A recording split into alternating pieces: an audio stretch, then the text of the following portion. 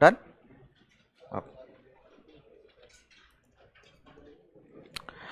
Okay, good morning everyone. तो अब हम ट्वेल्थ मैथ्स स्टार्ट करने वाले हैं। तो जस्ट पहले इंट्रोडक्शन दे देता हूं कि ट्वेल्थ मैथ्स में एग्जैक्टली है क्या। जैसे इलेवेंथ में आपने मैथ्स में दो पार्ट्स देखे थे, maths 1 and maths 2, same twelfth में भी है maths 1 part 1 and part 2। Okay, overall twelfth का मैथ्स का पेपर कितने मार्क्स का होता है जानते हो आप? तो मैथ्स का जो आपका रिटन पेपर है दैट इज फॉर 80 मार्क्स, और 20 मार्क्स जो होता है वो आपका कॉलेज में प्रैक्टिकल एग्जाम का आपको 20 मार्क्स होता है, राइट। और ये मैथ्स 1 में 40 मार्क्स है और मैथ्स 2 में 40 मार्क्स है। तो ओवरऑल ये वेटेज है। अब इस 40 मार्क्स में दोनों पेपर्स में, मतलब दोनों पार्ट्स में 12 मार्क्स के ऑब्जेक्टिव क्वेश्चंस आएंगे। 12 मार्क्स के क्या होंगे? ऑब्जेक्टिव क्वेश्चंस आएंगे। अब ऑब्जेक्टिव इसका मतलब एग्जैक्टली क्या होता है? तो कुछ क्वेश्चंस एमसीक्यू बेस्ड आते हैं, 4 ऑप्शंस। कुछ क्वेश्चन जो होते हैं वो ट्रू और फॉल्स कैटेगरी में आते हैं, और कुछ क्वेश्चन जो होते हैं वो fill in the blanks category में आते हैं। तो ये ओवरऑल 80 मार्क्स में से 24 मार्क्स का आप बोल सकते हो कि आपको ऑब्जेक्टिव टाइप के एक एक मार्क के क्वेश्चंस है। और बाकी जो पेपर रहेगा उसमें कुछ क्वेश्चन 3 मार्क्स के लिए आएंगे और कुछ क्वेश्चंस 4 मार्क्स के लिए आएंगे। तो maximum weightage for any question is 4 marks. मतलब कोई क्वेश्चन ऐसा नहीं होगा कि 10 मार्क के लिए पूछ लिया, नहीं। मैक्सिमम जो कितना भी बड़ा क्वेश्चन रहेगा तो भी वो मैक्सिमम 4 मार्क का ही क्वेश्चन है, और मिनिमम जैसे आप जानते हो ऑब्जेक्टिव में 1 मार्क का है। तो कैटेगरीज ऑफ क्वेश्चन है 1 मार्क, 3 मार्क्स एंड 4 मार्क्स, ये कैटेगरीज है। अब मैथ्स 1 में आपको टोटल 8 चैप्टर्स है, और मैथ्स 2 में भी आपको टोटल 8 चैप्टर्स है। अगर आप सोचोगे तो 11th स्टैंडर्ड में आपको टोटल 18 चैप्टर्स थे, तो उसके कंपैरिजन में अगर देखोगे तो 12th स्टैंडर्ड में आपको टोटल कितने चैप्टर्स है? 16 चैप्टर्स है। तो 2 चैप्टर्स कम है, लेकिन हम ऐसा नहीं बोलेंगे कि सिलेबस कम है। सिलेबस काफी हद तक ज्यादा ही है, क्योंकि ये जो 8 चैप्टर्स है वो काफी बड़े चैप्टर्स है, राइट। तो ये ओवरऑल आपका पेपर का वेटेज किस तरीके से आएगा ये बताया। ये 80 मार्क्स के लिए आपको एग्जाम में 3 आवर्स का ड्यूरेशन है, और इसमें पेपर जो होते हैं वो सेक्शन वाइज आता है। मतलब पार्ट 1 का सेक्शन आपको टोटली अलग दिखेगा और पार्ट 2 का सेक्शन आपको टोटली अलग दिख जाएगा। और ऐसा कंपल्शन नहीं होता एग्जाम में कि आपको मैथ्स 1 ही पहले अटेम्प्ट करना है या मैथ्स 2 ही पहले अटेम्प्ट करना है। You can attempt any section as per your convenience. हाँ, लेकिन ये मत करना कि मैथ्स 1 का एक क्वेश्चन अटेम्प्ट कर लिया फिर मैथ्स 2 का उसमें घुसा दिया, ऐसी चीजें मत करो, ठीक है। तो बाकी आप सेक्शन वाइज, मतलब क्वेश्चन कौन सा पहले अटेम्प्ट करना है वो तो ठीक है, बट सेक्शन एक बार चालू किया तो उसको खत्म करो और दूसरा सेक्शन फिर लेना, ठीक है। तो ये ओवरऑल वेटेज एग्जाम कैसे होगा इसके बारे में मैंने डिस्कस कर लिया। Is it clear? ये चीजें क्लियर है कि किस तरीके से एग्जाम कंडक्ट होने वाला है आपका। और 20 मार्क का आपका प्रैक्टिकल है जो आपके कॉलेज के हाथ में रहेगा आपका एग्जामिनेशन, राइट। ओके, तो अब जब मैं आपको शुरुआत करने वाला हूं तो मैं मैथ्स पार्ट 1 से स्टार्ट करूंगा। अब मैथ्स पार्ट 1 में जो कि 8 चैप्टर्स है, उसमें से 2 चैप्टर्स जो है वो टोटली आइसोलेटेड है। मतलब आप अलग अलग पढ़ते हो तो भी कोई दिक्कत नहीं आएगा, लेकिन बाकी के 6 चैप्टर्स जो है वो बिल्कुल एक दूसरे से कनेक्टेड है। मतलब एक आएगा तो ही दूसरा आएगा, दूसरा आएगा तो ही तीसरा आएगा, ऐसे पूरे 6 के 6 कनेक्टेड है। तो मैं आपको पहले मैथ्स 1 से शुरू करने वाला हूं, और इसको हम खत्म करके ही मैथ्स 2 स्टार्ट करेंगे। तो उसके पहले हम मैथ्स 2 स्टार्ट नहीं करेंगे, मैथ्स 1 को ही हमें कंप्लीट करना है। मतलब इसके लिए समय ज्यादा लगेगा, बट क्या हो जाता है ये बताता हूं। मैथ्स 1 का एक जो 6 चैप्टर्स कनेक्टेड है मैंने बोला ना, तो उसमें से एक चैप्टर मैंने स्टार्ट किया तो उसके बाद मुझे कनेक्शन में वो सारे चैप्टर्स लेने ही पड़ते हैं, नहीं तो बीच में फिर कनेक्शन ही नहीं लगता उसका कुछ। तो पहला फोकस हमारा रहेगा मैथ्स 1 के ऊपर, और मैथ्स 1 में मैं आपको पहला चैप्टर जो है वो स्टार्ट करवाने वाला हूं, वो है मैट्राइसेस। अब ये बुक में चैप्टर नंबर 2 है, लेकिन हम उसको पहले स्टार्ट कर रहे हैं। ये एक आइसोलेशन वाला चैप्टर है, मतलब इस चैप्टर के ऊपर आगे कोई चैप्टर डिपेंड नहीं करेगा।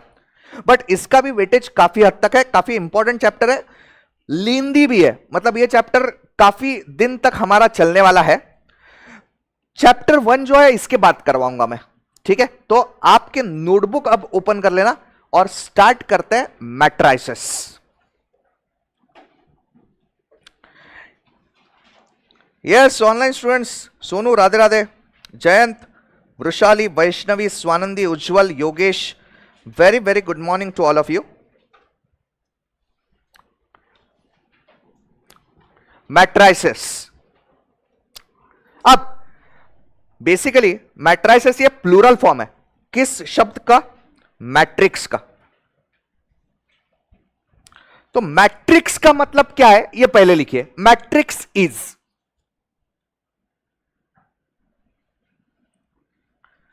Rectangular arrangement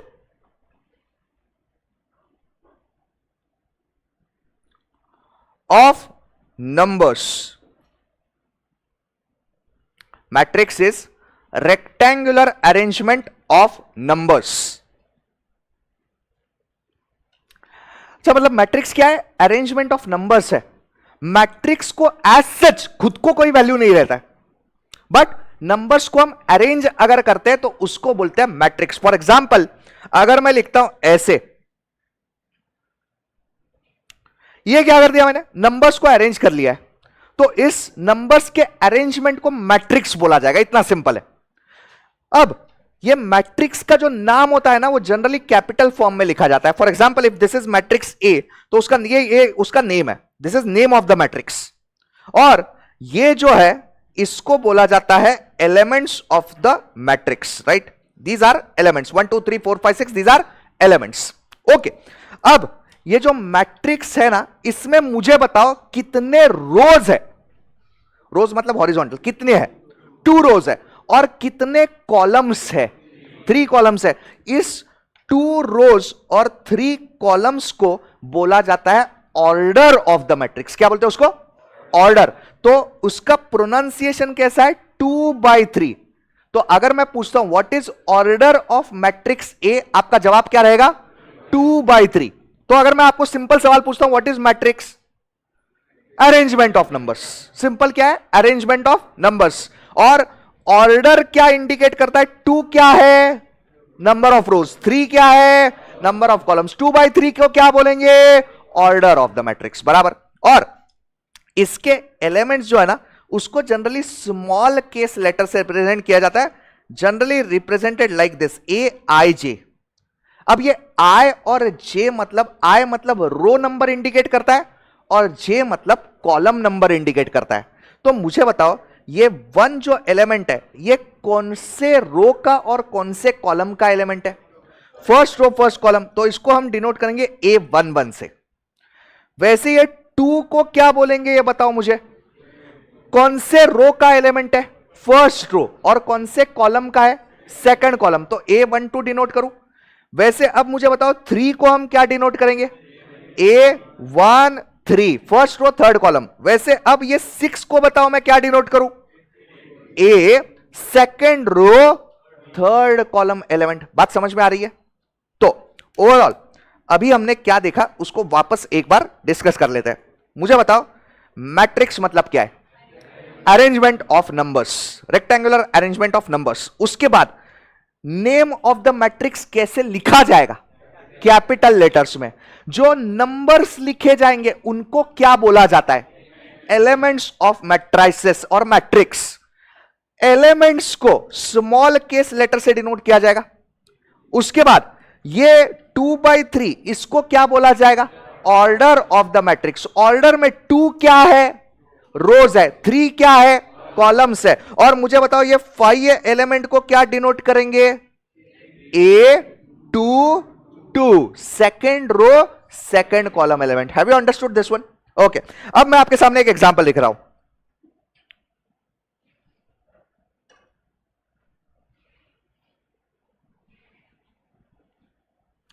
Is it a matrix? Yes. Tell me what is order of this matrix?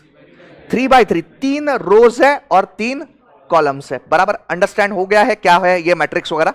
Okay, अब मैट्रिक्स मतलब एक अरेंजमेंट ऑफ नंबर्स है। अब इंपॉर्टेंट पार्ट क्या आ जाता है, तो अब वो स्टार्ट होता है टाइप्स ऑफ मैट्राइसेस। तो आपके नोटबुक में हेडिंग देना types of matrices.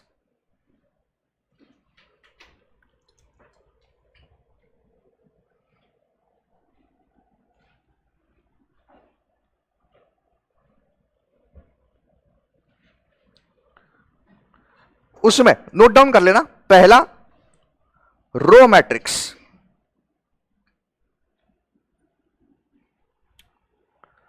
Row matrix.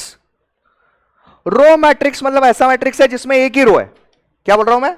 ऐसा मैट्रिक्स है जिसमें एक ही रो है। तो इसमें लिख लेना having only one row, having only one row. अब ध्यान से देखो, क्या मैं इसको रो मैट्रिक्स बोल सकता हूं?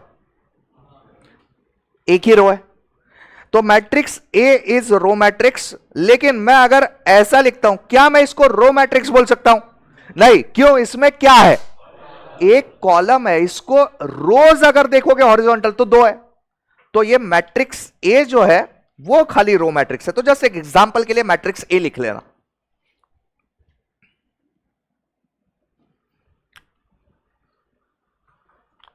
Noted?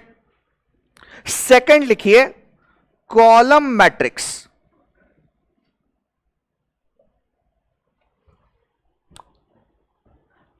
Second is column matrix. Guess मारो। Only one column. Row matrix में क्या है? एक ही रो है। कॉलम मैट्रिक्स में एक ही कॉलम रहेगा। ओनली वन कॉलम,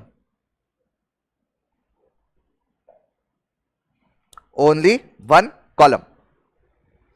तो एक मैट्रिक्स एग्जांपल के तौर पे मैं लिखता हूं यहां पे, चलेगा ये? परफेक्ट है।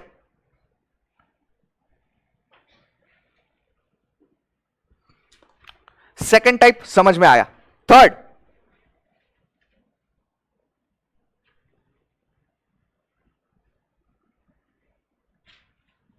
जीरो मैट्रिक्स और नल मैट्रिक्स। जीरो मैट्रिक्स और नल मैट्रिक्स। ये मैट्रिक्स ऐसा है जिसमें सारे ही एलिमेंट जीरो चाहिए। क्या चाहिए? सारे ही एलिमेंट जीरो चाहिए। तो लिख लीजिए having all elements equal to zero, having all elements equal to zero. For example अगर मैं ये बोलूंगा can we call it as a zero matrix, null matrix, बोल सकते हैं, सारे एलिमेंट जीरो है। लेकिन अगर मैंने इसको लिखा ऐसे, क्या अब मैं बोल सकता हूं ये जीरो मैट्रिक्स है?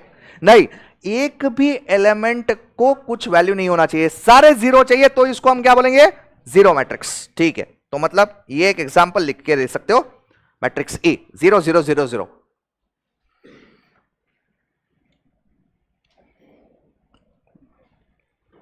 डन, यहां तक क्लियर? चौथा टाइप,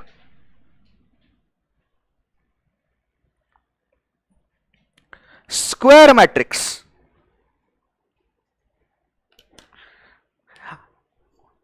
अच्छा, मैट्रिक्स का डेफिनेशन क्या है? देखिए जरा, मैट्रिक्स का डेफिनेशन, अरेंजमेंट। कैसा कैसा अरेंजमेंट है?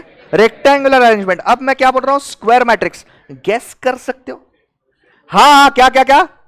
Same number of rows and column. जितने रोज है उतने ही अगर कॉलम्स है तो उसको क्या बोलेंगे? Square matrix. तो ये जो मैंने ऊपर लिखा है, can we call it as a square matrix? Yes, दो रोज दो कॉलम्स, बराबर। तो लिख लीजिए स्क्वायर मैट्रिक्स मतलब number of rows equal to number of columns.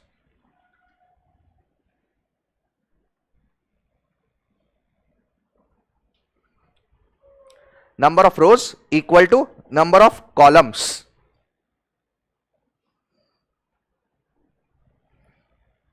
4 हो गए। अच्छा, अब स्क्वायर मैट्रिक्स की जब हम बात करते हैं ना, तो फॉर एग्जाम्पल अगर ये मैट्रिक्स मैंने लिखा, अभी सिर्फ देख लो, अभी सिर्फ देख लो, 1 2 3 4 5 6 7 8 9, can we call this as square matrix? Yes. कितने रोज है? 3 है। कितने कॉलम्स है? 3 है। ओके, बचपन में आपने स्क्वायर, रेक्टेंगल वगैरह ये सारे डायग्राम्स ज्योमेट्री में सीखे, बराबर। स्क्वायर को कितने डायगोनल्स होते रहे? 2 डायगोनल्स होते हैं ना स्क्वायर को, 2 डायगोनल्स, एक ऐसा होता है, एक ऐसा होता है, बराबर। लेकिन जब मैट्रिक्स की बात आती है ना, तो डायगोनल ऑफ अ मैट्रिक्स मतलब खाली ये कंसिडर किया जाएगा। तो डायगोनल मतलब टॉप लेफ्ट से बॉटम राइट, एक ही डायगोनल माना जाता है इसको, ठीक है। तो ये दूसरा वाला डायगोनल जो है ना, वो मैट्रिक्स में उसको डायगोनल नहीं बोलेंगे, यही वाला डायगोनल बोलेंगे हम, ठीक है। तो ये चीज है। अब 5वां टाइप लिखना, डायगोनल मैट्रिक्स। डायगोनल मैट्रिक्स,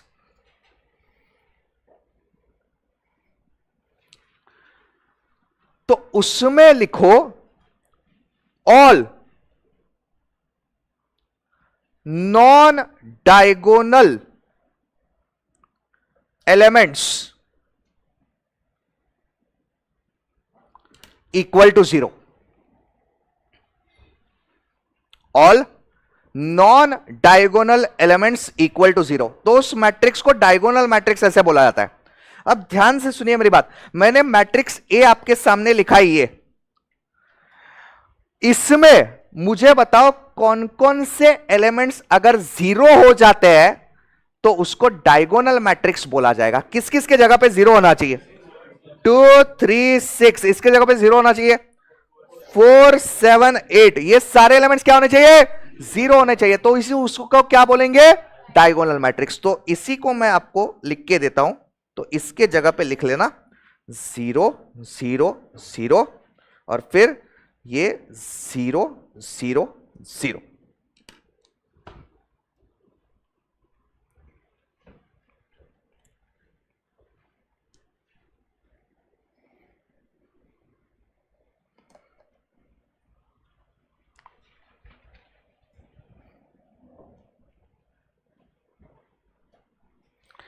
अच्छा, डायगोनल मैट्रिक्स में एक चीज सुनना, डायगोनल एलिमेंट्स कुछ भी रहेंगे तो भी चलेगा, नॉन डायगोनल जो है वो 0 चाहिए, बराबर है। 5 टाइप हो गए। Type 6,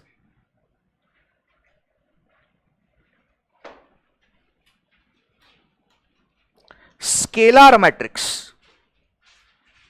scalar matrix,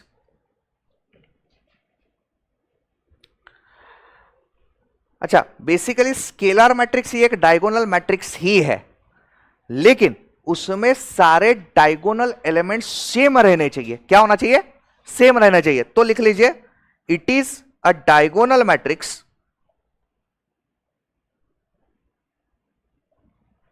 it is a diagonal matrix,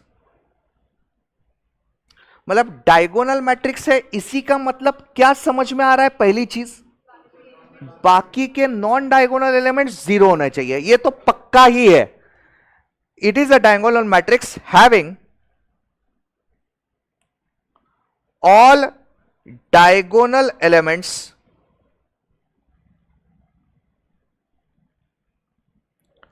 are equal. All diagonal elements are equal.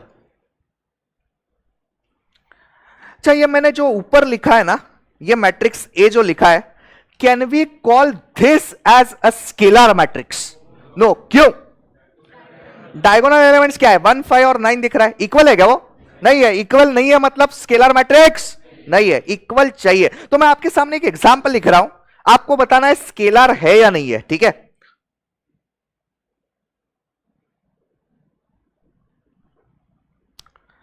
Scalar है या नहीं है? नहीं है। अरे डायगोनल एलिमेंट्स तो इक्वल है। नॉन डायगोनल क्या होने चाहिए? जीरो होने चाहिए। अब है क्या स्केलर मैट्रिक्स? है, मतलब diagonal elements equal as well as non diagonal elements क्या चाहिए? जीरो चाहिए, बराबर है। तो ये एग्जांपल लिख लीजिए।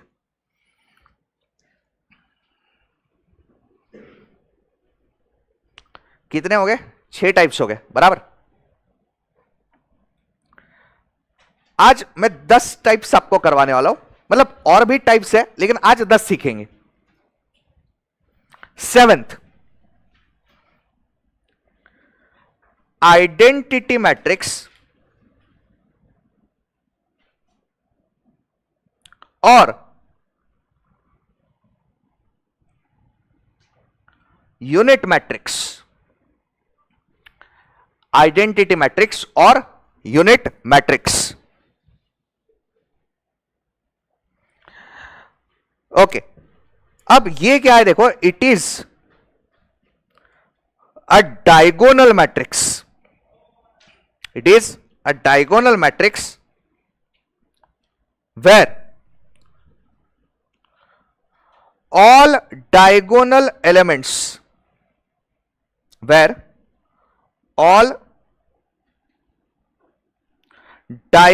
elements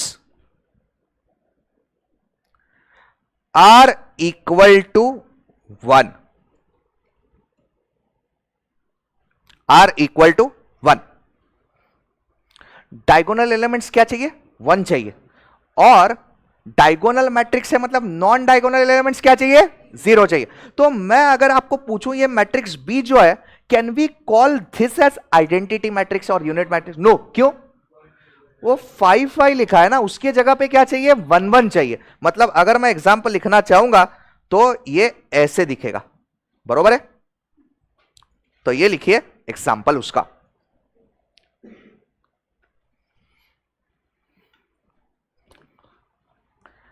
सात टाइप हो गए, ठीक है? उसको प्रॉपर बाद में हम सब कुछ रिवाइज करेंगे।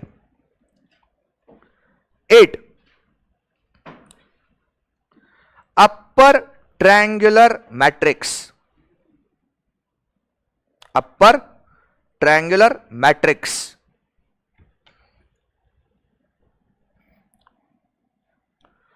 उसमें लिखना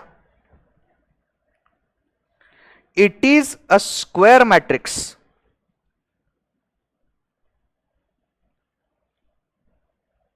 it is a square matrix. Of course square तो होना ही चाहिए। इन विच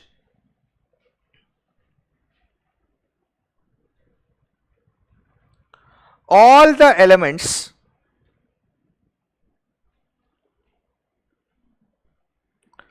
below diagonal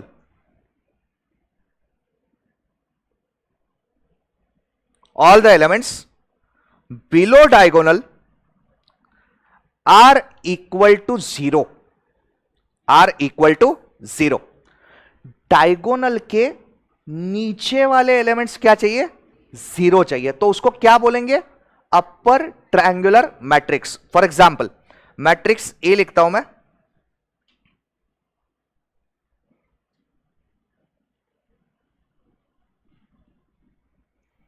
can we call this as upper triangular? Diagonal elements कौन से है बताओ? Diagonal elements 1 4 6। उसके नीचे वाले एलिमेंट्स क्या है? 0 है ना। ये देखो, ये डायगोनल है, इसके नीचे वाले ये सारे एलिमेंट्स 0 है क्या? तो इसको क्या बोलेंगे? अपर ट्रायंगुलर, बराबर। ये एग्जांपल लिख के रखना।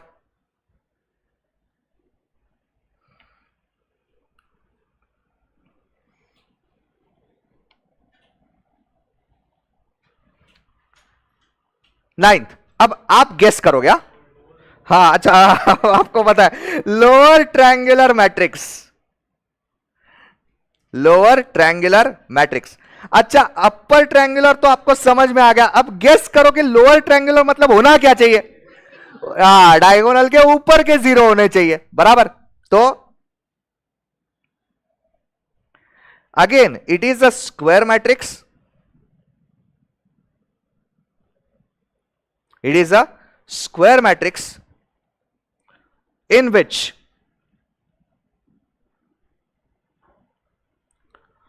all the elements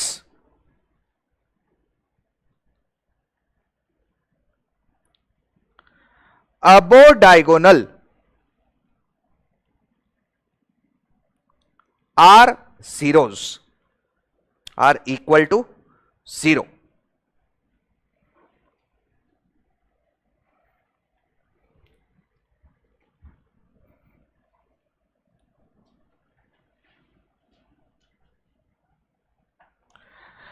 Can we call this as lower triangular matrix? अच्छा, इसमें डायगोनल एलिमेंट्स कौन से हैं? 1 और 8, ये डायगोनल है बराबर, और उसके ऊपर का एलिमेंट क्या चाहिए हमें? 0 चाहिए, है मतलब ये लोअर ट्रायंगुलर मैट्रिक्स है, करेक्ट?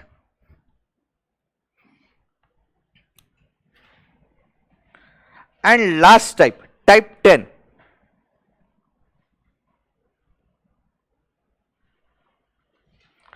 Triangular matrix. आज का लास्ट है, ये टोटल में से लास्ट नहीं है, आज का लास्ट है। ट्रायंगुलर मैट्रिक्स, अच्छा ट्रायंगुलर मतलब क्या होगा? एक तो अपर ट्रायंगुलर, नहीं तो लोअर ट्रायंगुलर। तो अपर ट्रायंगुलर को ट्रायंगुलर भी बोल सकते हो, लोअर ट्रायंगुलर को भी ट्रायंगुलर बोल सकते हो। तो ईदर अपर ट्रायंगुलर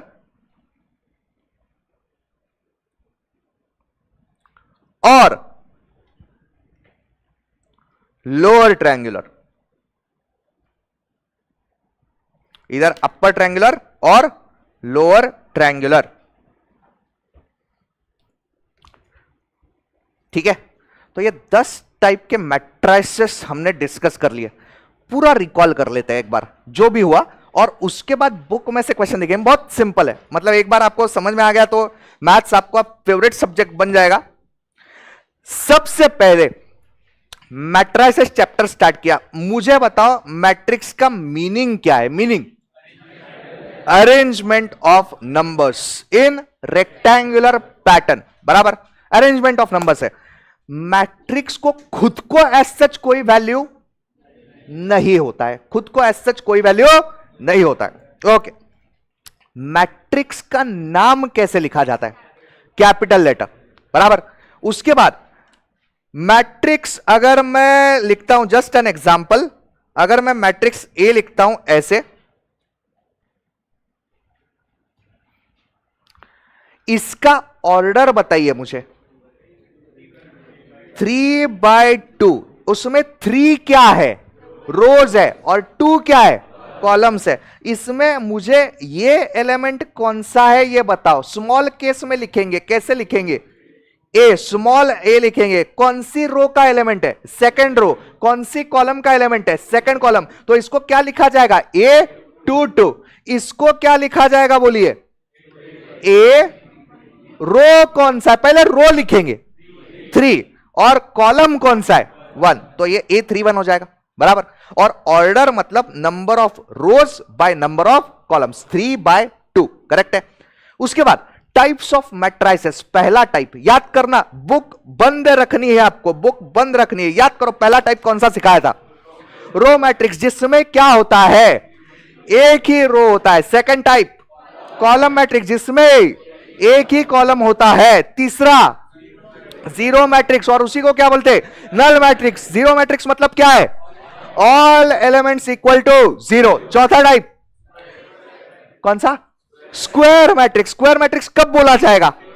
जब number of rows and number of columns are equal, उसको बोला जाएगा स्क्वायर। पांचवा डायगोनल मैट्रिक्स। डायगोनल मैट्रिक्स में क्या होता है? All non diagonal elements are equal to 0। क्या मैं बोल सकता हूं diagonal matrix compulsory square matrix ही होना चाहिए, है ना? यहां पे रेक्टेंगल वगैरह को जो मैट्रिक्स, मतलब जो यहां पे रोज और कॉलम सेम नहीं है ना, उसको डायगोनल मैट्रिक्स बोलते ही नहीं है। डायगोनल मैट्रिक्स उसी को बोलेंगे जो स्क्वायर मैट्रिक्स है, और उसमें डायगोनल एलिमेंट्स कुछ भी रहेंगे तो चलेगा, नॉन डायगोनल सारे 0 होने चाहिए। उसके बाद स्केलर मैट्रिक्स। डायगोनल के बाद आया स्केलर। स्केलर में क्या होता है? नॉन डायगोनल 0 है, डायगोनल एलिमेंट्स क्या होने चाहिए? इक्वल होने चाहिए। इक्वल होने चाहिए, वो 3-3-3 है, 4-4-5 है, कुछ भी चलेगा, इक्वल होने चाहिए। उसके बाद यूनिट मैट्रिक्स, और उसी को क्या बोलते हैं?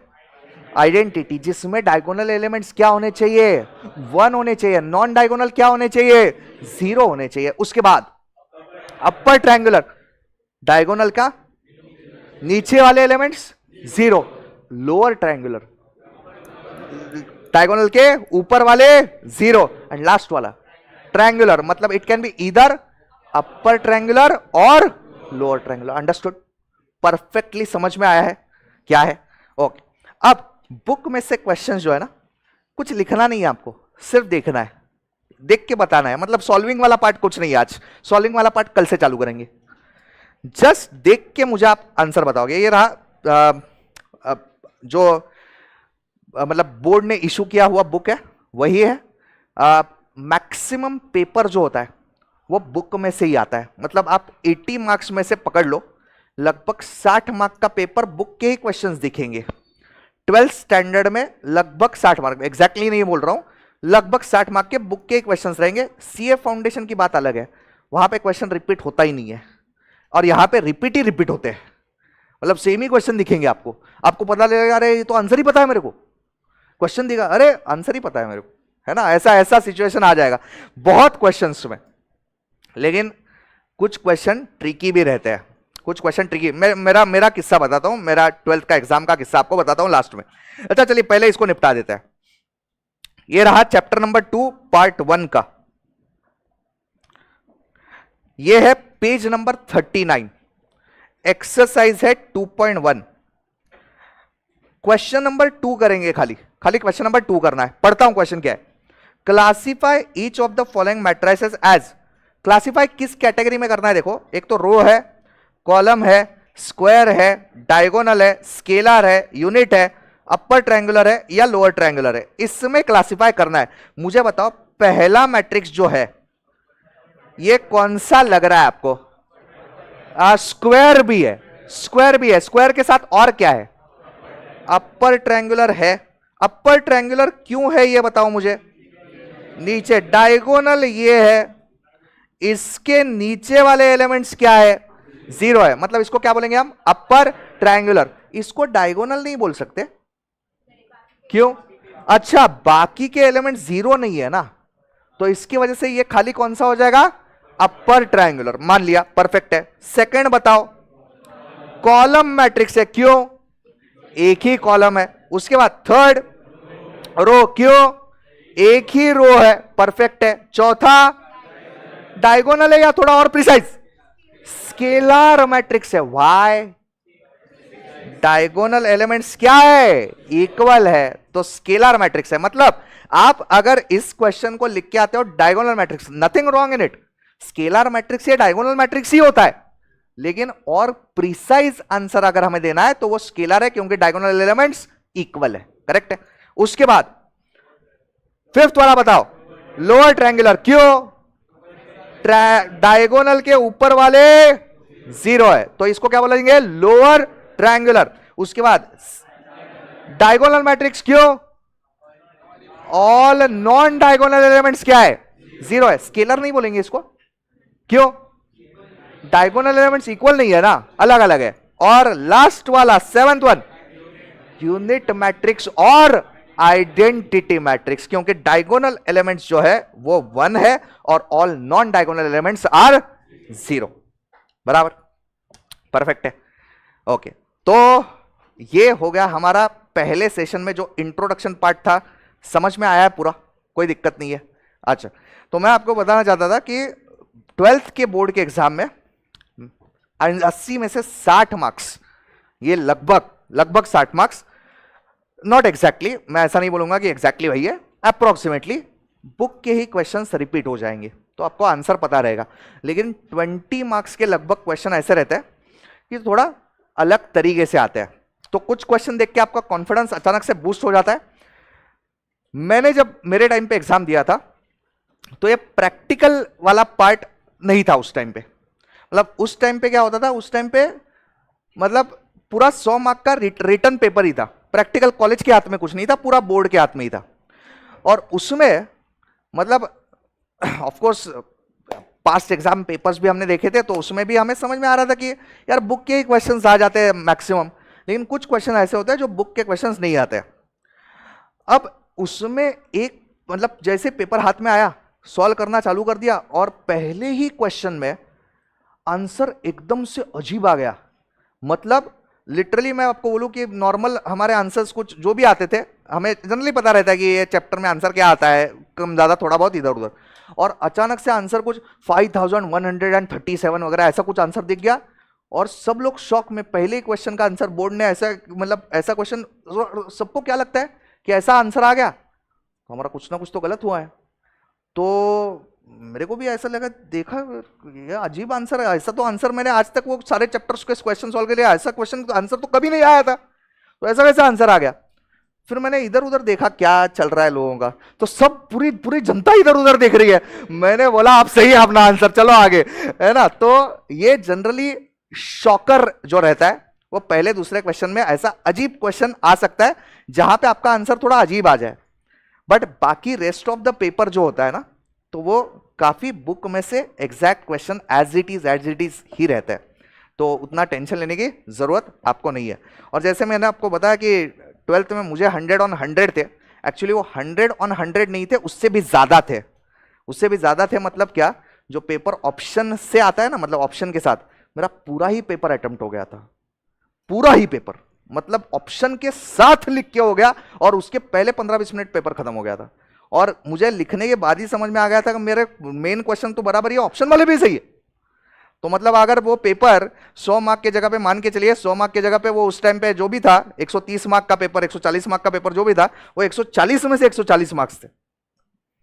तो बस आपको प्रैक्टिस करते रहना है, हमारे साथ प्रैक्टिस होती रहेगी आपकी और स्कोर आपका अच्छा ही आ जाएगा, ये हम इंश्योर करेंगे।